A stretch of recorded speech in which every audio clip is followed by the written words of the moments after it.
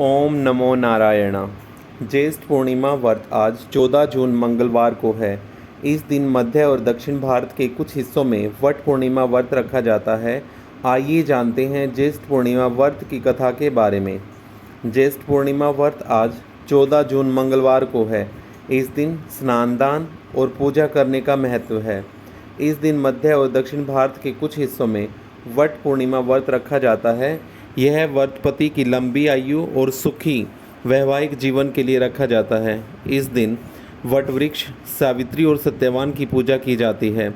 उत्तर भारत में यह व्रत ज्येष्ठ अमावस्या को रखते हैं, जो वट सावित्री व्रत के नाम से प्रसिद्ध है, जबकि बाकी जगहों पर ज्येष्ठ पूर्णिमा का अवसर पर यह व्रत रखा जाता है। आइए जानते हैं ज्येष्ठ पूर्णिमा व्रत की कथा के बारे में। ज्येष्ठ पूर्णिमा व्रत कथा। पौराणिक कथाओं के अनुसार राजश्री अश्वपति की बेटी का नाम सावित्री था। वह अपने माता पिता की इकलौती संतान थी। समय के साथ जब वह बड़ी हुई तो उसका विवाह धूमते सेन के बेटे सत्यवान से हुआ। तब नारद जी ने अश्वपति को सत्यवान के अल्पायु होने के बारे में बताया। उन्होंने कहा कि वह विवाह के 1 साल बाद मृत्यु को प्राप्त हो जाएगा। यह सुनकर राजश्री अश्वपति डर गए और बेटी सावित्री को दूसरा वर चुनने को कहा, लेकिन सावित्री नहीं मानी। निश्चित समय पर सावित्री का विवाह सत्यवान से हो गया।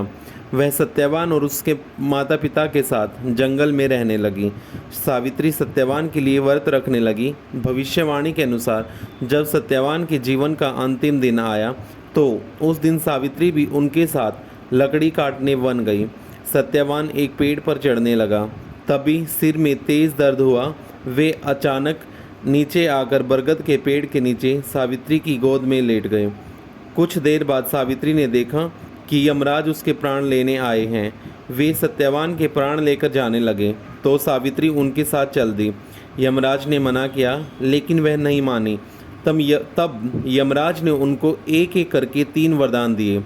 इन 3 वरदानों में सावित्री को सत्यवान के 100 पुत्रों की माता बनने का भी वरदान था। सत्यवान के दोबारा जीवित होने पर ही यह वरदान फलित हो पाता है। यमराज अपने वचन से बंधे हुए थे। उन्होंने सत्यवान के प्राण लौटा दिए। सत्यवान फिर से जीवित हो उठे। तब से सुहागन महिलाएं हर साल ज्येष्ठ पूर्णिमा के दिन वट पूर्णिमा व्रत रखती हैं, ताकि उनके भी पति की आयु लंबी हो और सुखी दाम्पत्य जीवन का आशीर्वाद प्राप्त हो। ओम नमो नारायण।